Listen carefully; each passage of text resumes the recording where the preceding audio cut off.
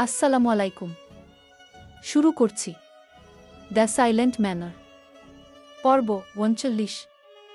লেখিকা Diana Imroz lucky. দূর থেকে দেখেই ফারদিনার শরীরটা যেন হটকে উঠেছিল। ঝিলমিল ফারদিনাকে ধরে উঠাল। তারা রওনা করেছে ফেরার পথে। ফারদিনা হাঁটতে পারছে না। হাঁটার গতি থেমে গেল মুহূর্তে। চোখ দুটো বিস্ময়ে বড় হয়ে উঠল, তারপর ধীরে ধীরে সংকুচিত হল ব্যথায়। তার দৃষ্টি কাঁপতে লাগল, যেন চোখের ভেতরই কোথাও ভেঙে যাচ্ছে কিছু। ঠোঁট দুটো কাঁপছে। বলতে চায় কিছু, বলতে পারছে না। বুকের ভেতরটা ধুকধুক করে উঠছে অস্বস্তিতে। সেই শব্দ যেন কানে কানে বাজছে, কি এটা কি সত্যি? বারবার প্রতিধ্বনিত হচ্ছে সুফিয়ান এর কথাগুলো, কি বোকা মেয়ে, তোমাকে দুঃখ দেয়ার কথা কখনো ভাবতে পারি না, তোমার সাথে প্রতারণা করার কথা কখনো ভাবতে পারি না। কাজে যাচ্ছি, ২ দিন পর ফিরে আসব। তোমার জন্য বিয়ের বেনারসি আনতে যাচ্ছি। বিয়ের জন্য তৈরি থেকো। ফিরে এসেই তোমাকে বিয়ে করব। গলার কাছে কেমন যেন একটা শক্ত গিট। শ্বাস আটকে আসছে, বুক ভারী হয়ে যাচ্ছে। মনের গভীর থেকে ধীরে ধীরে উঠছে এক ধরনের অসহায় ব্যথা। একই সাথে শূন্যতা, অবিশ্বাস আর অপমানের মিশ্র অচেনা অনুভূতি। ঝিলমিল তাকে বিশ্বাসের খোঁটা দিচ্ছে। এটা যেন তার প্রাপ্য।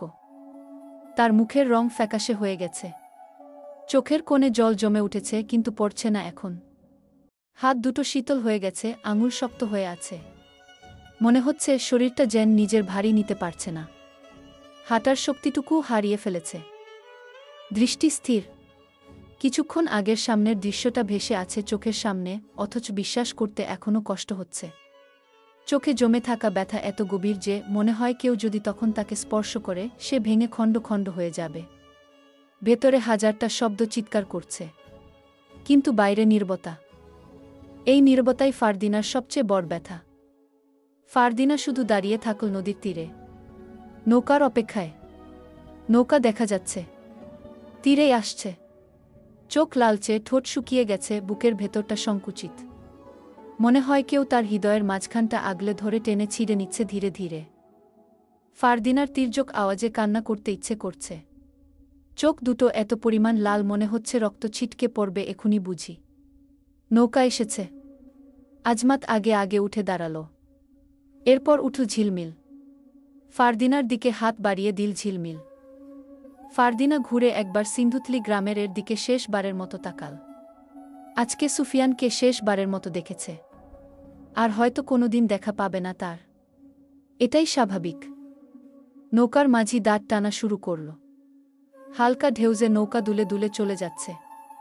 ফারদিনা অপলকে চেয়ে রইল গ্রামটির দিকে। বা হাতের উল্টো দিক থেকে চোখের জল মুছল। মুছে লাভ হল না। পুনরায় গাল ভিজে গেল। রাত শেষ প্রহরের দিকে আলিমনগর পৌঁছে যায় তারা। আজ ফারদিনা ভয় পেল না। ঘরের বাইরে বের হয়েছে বলে আব্বা, ভাইয়েরা তাকে মেরে ফেলবে, বকাব কি করবে, নয়তো বন্দিশালায় বন্দি করে রাখবে, রাখুক।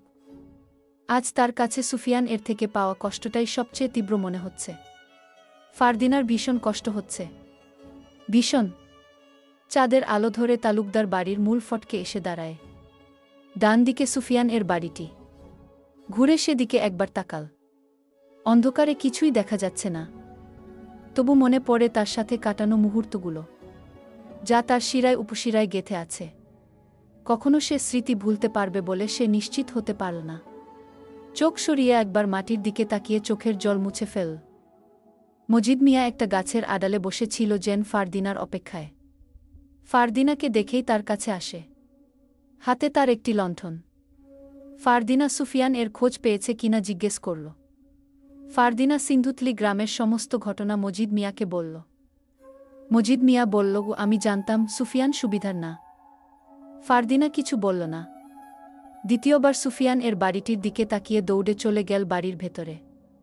তার ছুটে যাওয়ার ধরন দেখে আশেপাশের অনুচারীগণ তাকিয়েছিল। ফারদিনা সোজা চলে যায় তার ঘরে। জেবুন্নেসা দেখেছে ফারদিনাকে, কিন্তু সে আপাতত বিশ্বাসটি এড়িয়ে গেল। তিনি প্রতি রাতের শেষ প্রহরের দিকে হাঁটতে বের হন। আজ বের হতেই ফারদিনার অস্বাভাবিক আচরণ দেখে বিস্মিত হলেও কিছু বলল না। চলে যায় তার গন্তব্যে। ফারদিনা নিজের ঘরের দরজাটা ধপ করে বন্ধ করে দিল। দেয়াল ঘেঁষে ধীরে ধীরে বসে পড়ে। দুহাঁটু ভাঁজ করে মুখ চেপে ধরে কেঁদে উঠল। তার কান্নার শব্দগুলো দেয়ালে দেয়ালে প্রতিধ্বনিত হচ্ছে। নিজের কান্না যেন নিজেই শুনছে। বিরক্ত লাগছে, খুব বিরক্ত হচ্ছে। গত ৮ দিন ধরে সুফিয়ান এর সাথে তার দেখা নেই, কথা নেই। অথচ সেই মানুষটিই বলেছিল, তুমি বিরক্ত না করলে বিরক্ত হই, বিরক্ত করলে বিরক্ত হই না। তোমার বিনা বিরতিতে বলা প্রতিটি কথাই আমি মনোযোগ দিয়ে শুনি। আমার ভালো লাগে, শান্তি পাই। একদিন ফারদিনার দেখা না পেয়ে সুফিয়ান সারারাত অপেক্ষা করেছিল বাড়ির কিনারায়। এরপর ঘরে আলো দেখে প্রাচীর টপকে অবধি দেখেছিল ফারদিনাকে। আজমাত বাড়িতে আছে বলে তার কত চিন্তা হতো। আর আজ কতদিন পার হয়ে গেল, তার কথা হয়তো ভুলেই গেছে সুফিয়ান। সুফিয়ান এর গতকালের রূপ তাই বলে দিয়েছে। সে ফারদিনাকে ছেড়ে আনন্দে আছে, উল্লাসে মেতে আছে। এদিকে ফারদিনা যেন ঠুকরে ঠুকরে মরছে। ফারদিনার ঘরের দরজা ধাক্কানোর শব্দ আসছে। নিশ্চয়ই ঝিলমিল নয়তো আজমাত। ফারদিনার ইচ্ছে করছে না কারো সাথে কথা বলতে, একা থাকতে চাইছে। ওরা হয়তো তাকে বোঝাতে এসেছে। ঝিলমিল হয়তো কথায় কথায় কুটু কথা শোনাবো ফারদিনাকে, কাটা ঘায়ে যেন নুনের ছিটা দিবে। ফারদিনা এমনটা শুনতে পারবে না। যতই দরজা ধাক্কাক সে খুলবে না। এরপর হয়তো খুব বেশি দরকার পড়লে দরজা ভেঙে ফেলবে, তাতেও ফারদিনার আপত্তি নেই। ফারদিনা বেঁচে থেকেও যেন মৃত্যুর স্বাদ পাচ্ছে। আত্মহত্যা করার মতো সাহস তৈরি করার চেষ্টা করছে। সাহস হচ্ছে, আবার কোনো কারণে থেমে যাচ্ছে। নিথর দেহ নিয়ে মেঝেতে শুয়ে আছে ফারদিনা। শুধু নিঃশ্বাস নিচ্ছে, কিন্তু মনে হচ্ছে ভেতরের সত্তাটা আজ মৃত। বাঁশির সুর ভেসে আসছে পশ্চিম দিক থেকে। হঠাৎ ফারদিনার মুখটা উজ্জ্বল হয়ে উঠল। শরীরের শক্তিও যেন ফিরে এসেছে। শোয়া থেকে উঠে বারান্দায় গেল। সুরের দিক অনুসরণ করে তাকাল। হঠাৎ সুর বন্ধ হয়ে গেল। সে ভুল শুনছে, হ্যালুসিনেশন হচ্ছে। ফারদিনা আবার কেঁদে উঠল। কাঁদতে কাঁদতে চোখ ফুলিয়ে ফেলেছে। নাকটা লাল হয়ে গেছে, চুলগুলো উস্কো খুস্কো হয়ে গেছে। সুফিয়ান এর ভাবনাগুলো মাথা থেকে বের করতে চাইছে, পারছে না। রাতভর তার সাথে কাটানো মুহূর্তগুলো মস্তিষ্কের নিউরনের মাঝে ভেসে ভেসে উঠছে। সুফিয়ান এর বাঁশির সুর তার কানের কাছে ভাসছে। একদিন রাতে সে আর সুফিয়ান দূরে সমুদ্র পাড়ে গিয়েছিল। সেদিন রাতে সুফিয়ান এর সাথে একসাথে কতটা সময় কাটিয়েছে। সুফিয়ান নিজের হাতে খাইয়ে দিয়েছিল। সেদিন রাত এর পরবর্তী মুহূর্তগুলো আর ভাবতে পারল না ফারদিনা। বেশ কিছুক্ষণ ধরে দরজা ধাক্কানোর আওয়াজে ফারদিনা খানিকটা বিরক্ত হল। নিজেকে না সামলেই দরজাটা খুলে দিল। ঝিলমিল এসেছে। ঝিলমিল ঘরের ভেতরে প্রবেশ করে দরজাটা বন্ধ করে দিল। ওকে দেখে ফারদিনার কষ্টটা যেন আরও বেড়ে গেল। ঝিলমিল ফারদিনাকে শান্ত হয়ে বসতে বলল। ফারদিনা যেন ঝিলমিল এর নিয়ন্ত্রণে এসে ওর কথা মতো বিছানায় বসল। ঝিলমিল বলল, আর কাঁদিস না, তোরে কাঁদতে দেখতে আমার ভালো লাগে না রে। ঝিলমিল ব্যাকুল কণ্ঠে নিরুত্তাপ ভঙ্গিতে বলল, ও নিজের প্রিয় মানুষটিকে অন্যর সাথে দেখার সৌভাগ্য কখনো কারো না হোক। আজ সোমবার। সুফিয়ান আলিমনগর ফিরেছে ঠিক 10টি দিন পর। তার ঘরের অবস্থা চৌচির হয়ে আছে। ফিরে এসে প্রথমে রাঙার খাবারের ব্যবস্থা করেছে। রাঙা ঘাস খাচ্ছে। সুফিয়ান আরও কিছু ঘাস এনে রাঙাকে দিতে দিতে বলছে, 2 দিন এর কথা বলে 10 দিন পর ফিরেছি। মনে হয় আমার উপর ছোটখাটো সুনামি আঘাত হানবে। রাঙা হ্রেষাধ্বনি তুল। সুফিয়ান ঘেমে গেছে। সকাল সকাল ফিরে সে অনেক কাজ করেছে। সোজা হয়ে দাঁড়িয়ে কোমরটা ঠিক করল। মাথা থেকে গামছাটা খুলে ফেল। শরীর থেকে এখন কাদার গন্ধ আসছে। গোসলে যাবে। তার আগে একবার ক্ষেতের দিকে গেল। ধান তোলার সময় উপযুক্ত হয়েছে। সুফিয়ান কাঁধের উপর গামছাটা হাতে নিয়ে ঘাট ঘুরিয়ে তালুকদার বাড়ির দিকে দেখল। এরপর একবার ক্ষেতের দিকে তাকাল। সোলেমান, বদরু, হাবলু, লাল মিয়া খেতে কাজ করছে। সুফিয়ান চোখ সরিয়ে নিল। ওরা পালিয়ে গেছে, আর আসবে না। হয়তো আবার চুরি ডাকাতি শুরু করেছে। হয়তো না, নিশ্চয়ই এতদিনে অনেক চুরি ডাকাতি করে অন্যর হক ছিনিয়ে নিয়েছে। সুফিয়ান ভুল দেখছে, হ্যালুসিনেশন হচ্ছে ভেবে ঘরের দিকে যেতেই পেছন থেকে লাল মিয়ার কণ্ঠস্বর ভেসে আসল। ভাই, রাগ করে আছেন বুঝি কি বলে ওরা 4 জন দৌড়ে সুফিয়ান এর কাছে আসে। তার পায়ে পড়ে যায়। সোলেমান বলল, ভুল করছিলাম সেদিন, আমাদের ক্ষমা করুন। এতদিন আপনার জন্য অনেক অপেক্ষা করেছি। আপনাকে পাই নাই। শুনেছি কোথাও গেছেন। একদিনে আমরা খেতেই কাজ করছি। কোনো চুরি ডাকাতি করি নাই। সুফিয়ান এর হ্যালুসিনেশন হচ্ছে না, বাস্তবেই ওরা আসছে। সুফিয়ান ওদের ধরে উঠাল। মুখে মৃদু হাসি এনে বলল, তোরা সত্যিই পরিবর্তন হয়ে গেছিস। আর অন্যায় কাজ করব না, কথা দিলাম। কে বলল বদরু। সুফিয়ান বলল, তাহলে আমি হেরে গিয়েও জিতে গেলাম। আজ সত্যিই খুব আনন্দ হচ্ছে গি। সোলেমান প্রসঙ্গ পাল্টে বলল, আপনার হবু বুয়ের খবর কি? আপনি চলে যাওয়ার পর তাকে আর দেখি নাই। লাল মিয়া বলল, একদিন দেখছিলাম, 3 দিন আগে, তারপর আর দেখি নাই। সুফিয়ান এর মুখের রং হঠাৎ পাল্টে গেল। মাথা নিচু করে বলল, তোরা কাজে লেগে পড়। ততক্ষণে আমি তালুকদার বাড়ি থেকে আসছি। দিঘির জলে রোদের কড়া ঝিলিক পড়েছে। জলের উপর রোদের ঝিলিক পড়ে, তার প্রতিফলন সুফিয়ান এর মুখে পড়ল। সুফিয়ান একরাশ দীর্ঘশ্বাস ফেলে জলে নেমে পড়ল। গভীর জলে ডুব দিয়ে নিজেকে যেন ধুয়ে মুছে সাফ করে ফেল। গোসল শেষে উঠে ঘাটে আসল। গামছা দিয়ে শরীর মুছে ফেল। তখন মনে হলো কেউ লাল রঙের শাড়ি পরে তার পাশেই দাঁড়িয়ে আছে। সুফিয়ান ফারদিনাকে ভেবে ঘুরে তাকাল। কেউই নেই তার পাশে। ভুল দেখছে। বারবার হ্যালুসিনেশন হওয়ার বিষয়টি সুফিয়ানকে ভাবাচ্ছে। তার বুকের ভেতর কেমন এক চাপা ব্যথা শুরু হয়েছে, যে ব্যথার কারণ সে নিজেও জানে না, আপাতত জানার চেষ্টা করছে না। তার লক্ষ্য তালুকদার বাড়ি যাওয়া। সুফিয়ান কালো রঙের পাঞ্জাবি বের করল, সাথে সাদা রঙের পাজামা। ঠান্ডা জলে গোসল করার পর হঠাৎ যেন শীত শীত অনুভব হচ্ছে তার। কালো রঙের শাল বের করল, পোশাক পরিধান করে সুগন্ধি ব্যবহার করল। কখনো সুগন্ধি ব্যবহার করা হয় না, আজ করছে। ফারদিনা তাকে বলছিল গোলাপ দিয়ে প্রেম নিবেদন করতে হবে, আজ করবে ভেবেছে। নিশ্চয়ই ফারদিনা রাগে আক্রোশে ফুঁসছে। সুফিয়ান ফারদিনার কথা ভেবে ঘর থেকে বের হল। গোলাপ গাছের দিকে এগিয়ে গেল। গোলাপ ফুটেছে। একটা গোলাপ ছিঁড়ে পাঞ্জাবির পকেটে রাখল। তালুকদার বাড়ির উদ্দেশ্যে হাঁটা শুরু করলেই সামনে পড়ল মজিদ মিয়া। সুফিয়ান এর সামনে পথ রোধ করে দাঁড়াল। সুফিয়ান জিজ্ঞেস করল, চাচা, আপনাকে অনেক দিন পর দেখলাম, কোথা ছিলেন? মজিদ অদ্ভুত আচরণ করে বলল, তালুকদার বাড়ির দিকে যাইও না। তুমি বিবাহিত? বউ আছে? তাহলে তালুকদার বাড়ির মাইয়ার পেছনে পইরা আছো কেন? ওর জীবনটা নষ্ট কইরো না। সুফিয়ান আশ্চর্যজনক চোখে বলল, চাচা, এসব আপনি কি বলছেন? আপনার মাথায় সমস্যা আছে। অনেকেই বলতো, আমি বিশ্বাস করতাম না। এখন দেখছি সত্যিই সমস্যা আছে। সরুন সামনে থেকে, কি বলে সুফিয়ান তার পাশে কেটে চলে যায় তালুকদার বাড়ির উদ্দেশ্যে। দূর থেকে সোলেমান, বদরু, হাবলু, লাল মিয়া সুফিয়ানকে দেখল। ওরা নিজেদের মধ্যে চাওয়াচাওয়ি করে বলল, সুফিয়ান ভাইয়ের সৌন্দর্য বুঝায় আরও বেড়ে গেছে। কি সুন্দর রাজপুত্রের মতো লাগছে। কি বল লাল মিয়া? মজিদ মিয়া ওদের দিকে তাকিয়ে বলল, রাজপুত্রের মতো দেখালেই রাজপুত্র হয় না। ঘি বলে সে অট্টহাসিতে ফেটে পড়ল। ওরা কেউ তার কথার পাত্তা না দিয়ে বলল, ও আস্ত একটা পাগল। নিজের মেয়ের মৃত্যুর শোক কাটিয়ে উঠতে না পেরে এখন ভালো মানুষকেও পাগল বানাতে চাচ্ছে, বলল সোলেমান।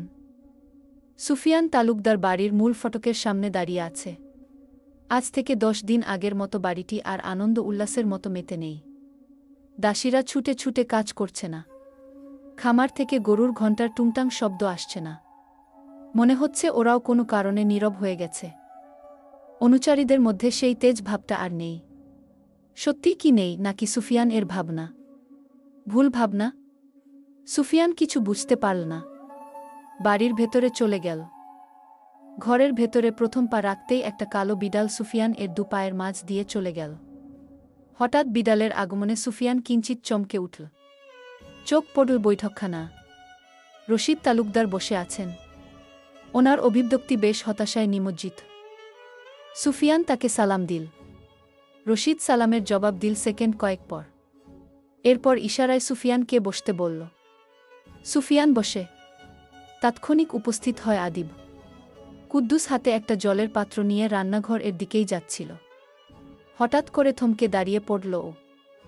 রশিদ সুফিয়ানকে বলল, তুই হঠাৎ এখানে, আজ কিসের জন্য এসেছিস? দোতলার ঘরপাশের রেলিং ধরে দাঁড়িয়ে আছে আরিব, রায়ান এবং শায়েম। সুফিয়ান কোনো দ্বিধা না করেই বলল, চাচা আমি ফারদিনাকে ভালোবাসি। ফারদিনাও আমাকে ভালোবাসে। আমি ওকে বিয়ে করতে চাই। রশিদ শুধু বসেই রইল নির্বাক হয়ে। কুদ্দুস অপলকে, সুফিয়ানকে, কতক্ষণ রশিদ, কতক্ষণ আদিবের দিকে দেখছে। আদিব ধীর পায়ে হেঁটে রশিদের পেছনে দাঁড়াল।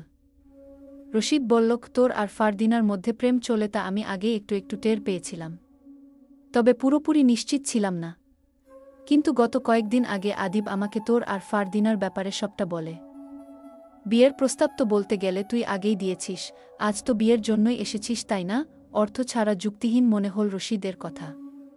আদিব যেহেতু সবটা জেনে গেছে এর মানে ফারদিনা সবটা বলে দিয়েছে।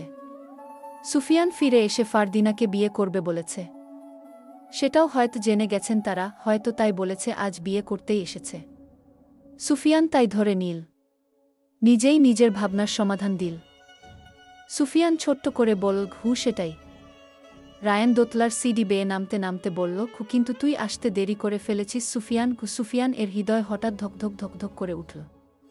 সে যেদিন সিন্ধুতলি গ্রামের উদ্দেশ্যে যাচ্ছিল সেদিন বিদায় বেলা ফারদিনা একবার বলেছিল, ফিরে এসে আমার লাশ না দেখো। সুফিয়ান খারাপ কিছু ভাবতে চাইল না। চোখ তুলে আদিবের দিকে দেখল। রশিদ ছড়ি হাতে উঠে দাঁড়ালেন। সে নিস্তেজ শরীরে তার ঘরের দিকে চলে যান। সুফিয়ান বলল, আমি দেরি করে ফেলেছি মানে? আদিবকে জিজ্ঞেস করল। ফারদিনা আজমাতকে বিয়ে করে ঠিক গতকাল এই সময়ের দিকে কিরগিজস্তান এর উদ্দেশ্যে চলে গেছে। ফারদিনা আজমাতকে বিয়ে করে চলে গেছে। ফারদিনা অন্য কাউকে বিয়ে করে ফেলেছে। একাধিক শব্দ যেন সুফিয়ান এর আশেপাশে ঘুরঘুর শুরু করল। সে যেন নিজের শরীরের ভরটাই হারিয়ে ফেলছে। চোখ দুটো শূন্যে উঠে গেল। সে অবাক হয়ে থেকে ভেঙে পড়ার মাঝামাঝি এক অচেনা স্থিরতার মাঝে এসে দাঁড়িয়েছে যেন। চোখের কোণে জল জমছে কিন্তু পড়ছে না, ঠিক যেন চোখের ভেতরে আটকে থাকা এক ঝড় বাইরে বেরোতে পারছে না। ঠোঁট দুটো কাঁপছে তার, হাঁটু দুটো কাঁপুনি দিয়ে উঠতে চাইছে। সুফিয়ান সামলে নিচ্ছে, চাইলেও যেন বলতে পারছে না কিছু। বুকের উপর অদৃশ্য পাথর চেপে আছে, নিঃশ্বাস নিতে ব্যথা লাগছে। গলার হাড়ের কাছে ধকধক স্পন্দন। প্রতিটি স্পন্দন তাকে স্মরণ করিয়ে দিচ্ছে ফারদিনার কথা। সুফিয়ান নিরুত্তাপ ভঙ্গিতে বলল, তোরা মিথ্যা বলছিস, ও হঠাৎ করে এমনটা করতে পারে না। ফারদিনা আমাকে ভালোবেসেছিল, সত্যিকারের ভালোবাসা, প্রতারক নয় ও। আদিব বলল, তুই বিশ্বাস না করলে সত্যটা মিথ্যা হয়ে যাবে না আমি ওর ঘরে একটাবার যেতে চাই। আদিব বলল, যেতে পারিস, তবে ঘর ফাঁকা। রায়ান বলল, শুধু শুধু নিজের কষ্ট বাড়াস না, ওর স্মৃতি থেকে দূরে থাক। সুফিয়ান বসা থেকে উঠে দাঁড়াল, সবার দিকে একবার তাকাল। নির্বিকার ভঙ্গিতে ঘর থেকে বের হতেই বেখেয়ালিভাবে দরজার সাথে ধাক্কা লাগল। এরপর একা একা বিটবিট করে কিছু বলল, যা নিজের কাছেই অস্পষ্ট। তালুকদার বাড়ি থেকে বেরিয়ে যায়, দিকবিদিক হারিয়ে পথে হাঁটা শুরু করল। নিজের বাড়ির দিকে রওনা করেছিল কিন্তু ভুলে সে চৌরঙ্গি হাটের দিকে চলে যাচ্ছে। কোনো দিকে যাচ্ছে খেয়াল নেই সুফিয়ান এর। যেতে যেতে ফারদিনার কথাগুলো ভেসে উঠছে বারবার কানের কাছে। পাঞ্জাবির পকেট থেকে গোলাপটা বের করল। গোলাপের দিকে তাকাতেই তার চোখ বেয়ে জল গড়িয়ে পড়ল। অনর্গল জল গড়িয়ে পড়ছেই। ফারদিনাকে সে তার মায়ের পরের স্থানটা দিয়েছিল, বিশ্বাস করেছিল। আজ তার বিশ্বাসের জায়গাটা ভেঙে চুরমার করে দিয়ে গেছে। নিজেকে নিজের আঘাত করতে ইচ্ছে করছে। শরীরের আঘাতের থেকে মনের আঘাত হয় অসহনীয়, যার ফলে মানুষ হয় নিজের মৃত্যু নিজে ডেকে আনে, নয়তো ধীরে ধীরে মরে। সুফিয়ান ধীর ধীরে না, একবারেই মরতে চাইছে। গোলাপ ফুলটা ছিঁড়ে ফেল। ছেঁড়া পাপড়িগুলো উড়ে মাটিতে পড়ল। একটা পাপড়ি এসে সুফিয়ান এর বুকের সাথে লাগল। সুফিয়ান সেটাকে হাতে নিয়ে ঘুরিয়ে ঘুরিয়ে দেখে আবার ফেলে দিল সবটুকু রাগ পাপড়িটার উপর দেখিয়ে। সুফিয়ান যেতে যেতে চৌরঙ্গি হাটের কাছাকাছি চলে গেছে, কিন্তু সে এখন পর্যন্ত জানে না কোনো পথে সে হাঁটছে। একটা ঘোড়ার গাড়ি তার পেছন থেকে টকটক শব্দে তেড়ে আসছে। সুফিয়ান পথের মাঝখান দিয়ে হাঁটছে। সারথি চেঁচিয়ে চেঁচিয়ে বলছে, ও ভাই পথের মাঝে দিয়ে সরেন, পাগল নাকি, পথের মাঝখানে হাঁটে। সুফিয়ান এর হবে হুঁশ ফিরল। পাগল কথাটা তার গায়ে লাগল, কিন্তু কোনো প্রতিক্রিয়া না করে পাশে সরে গেল। চৌরঙ্গি হাট বাজারে সুফিয়ান পৌঁছে যায়। বাজার থেকে একাধিক মানুষের কলরব শব্দ ভেসে আসছে। সুফিয়ান দাঁড়িয়ে পড়ল, চারদিকে তাকাল। বাড়ি ফিরতে চেয়েছিল, কিন্তু অন্যমনস্ক হয়ে বাজারে চলে এসেছে। আমদানিকৃত সিগারেটের দোকান দেখা গেল। সুফিয়ান কিছু সিগারেট কিনল, একটা ধরিয়ে টানতে শুরু করল। দোকানের এক পাশে বসল। দোকানি সুফিয়ানকে দেখছে, উদাসীন লাগছে তাকে। সিগারেটে দু এক টান দিয়ে ফেলে দিচ্ছে, নতুন করে আবার একটা ধরাচ্ছে। দোকানি খুশি হল। আমদানিকৃত সিগারেটের অনেক মূল্য, এগুলো ইউরোপ থেকে আসে।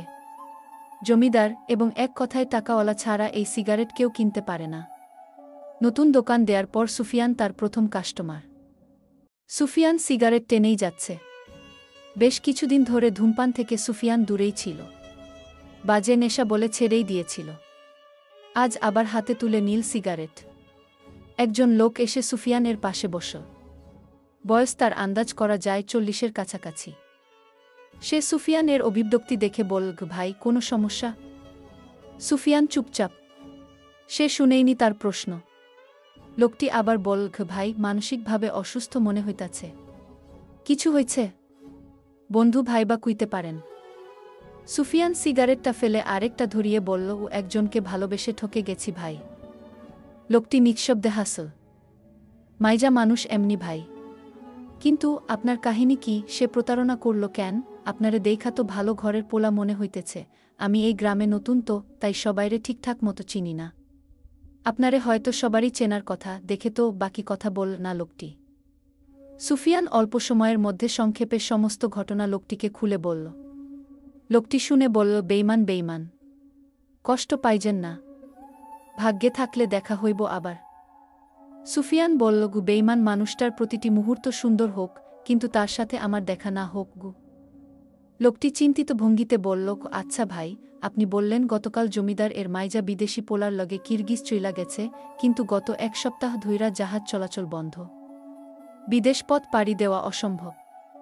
আমিও বিদেশে যাওয়ার চেষ্টা করতাছি। সরকার আপাতত বিদেশে যাওয়ার জন্য জাহাজ চলাচল বন্ধ রাখছে। দূর দেশে পাড়ি দেওয়ানের লিগা সমুদ্রপথ ছাড়া তো আর কোনো পথ নাই। সুফিয়ানের দৃষ্টি হঠাৎ করে স্থির হল। ভ্রু কুচকে লোকটির দিকে তাকিয়ে বলল, আপনি কি নিশ্চিত? আমি গত কয়দিন ধইরা এসব নিয়েই ঘাটাঘাটি করতেছি। আর আমি ভুল কমু?